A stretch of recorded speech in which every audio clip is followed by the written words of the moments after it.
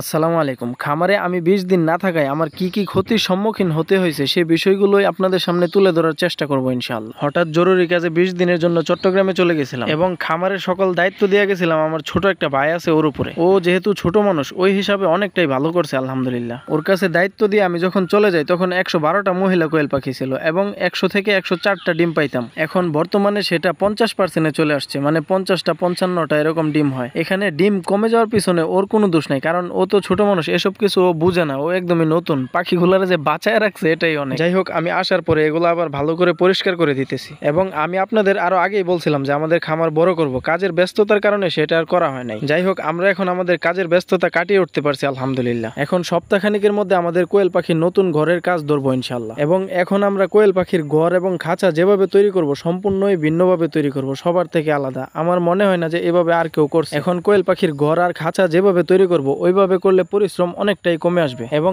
একসাথে অনেকগুলো পাখি পালন করা যাবে খুব সহজেই। লিটারে ছেড়ে কোয়েল পাখি পালন করার চেয়ে খাঁচায় পাখি পালন করা অনেকটাই সহজ এবং ওই খাঁচা থেকেও সহজ করার চেষ্টা করতেছি। এত সহজ পদ্ধতি খোঁজার কারণ একটাই, যে কোনো খামার অন্যের উপর ভরসা করাটাই সবচেয়ে বড় ভুল সিদ্ধান্ত। সোজা কথা, আপনি নিজে যতটুকু পারবেন ততটুকু করেন, কারণ আপনার কাজ আপনি যেভাবে করবেন অন্য কেউ বেতন নিলেও ওইভাবে করবে না। যাই হোক, আমি যতদিন ধরে খাঁচা পদ্ধতিতে পাখি পালন করতেছি এভাবেই ছাই ব্যবহার করি। ছাই দিলে হয় কি, খুব সহজেই পরিষ্কার করে ফেলা যায়, পাখির মল ট্রের সাথে লেগে যায় না। যাই হোক, এখানে যদিও অল্প কয়েকটি ডিম, তবুও এই ডিমগুলো আমাদের তুলে নিতে হবে, কারণ এই ৪-৫ দিনে যতগুলো ডিম জমা হয়েছে সবগুলো ডিম আজকে নিয়ে যাবে। আর আমাদের এখানে ডিমের দাম অনেকটাই কম, ২ টাকা ৫০ পয়সা করে পাইকারি, যেখানে অন্য অন্য এলাকায় খবর নিয়ে দেখলাম যে ৩ টাকা ২০ পয়সা ৪০ পয়সা পর্যন্ত উঠে যায় দাম। ওই তুলনায় আমাদের এলাকায় অনেকটাই কম। তবুও ভালোভাবে হিসেব করে দেখলাম ২ টাকা ৫০ পয়সা প্রতি পিস বিক্রি করলে কোনো লস হয় না, ভালোই লাভ থাকে। তবে আমি মনে করি যেসব এলাকায় ডিমের দাম ২ টাকা ৫০ পয়সা এরকম, ওইসব এলাকায় কোয়েল পাখির খামার না করাটাই ভালো। যাই হোক, সবাই ভালো থাকবেন, আমাদের জন্য দোয়া করবেন। আসসালামু আলাইকুম।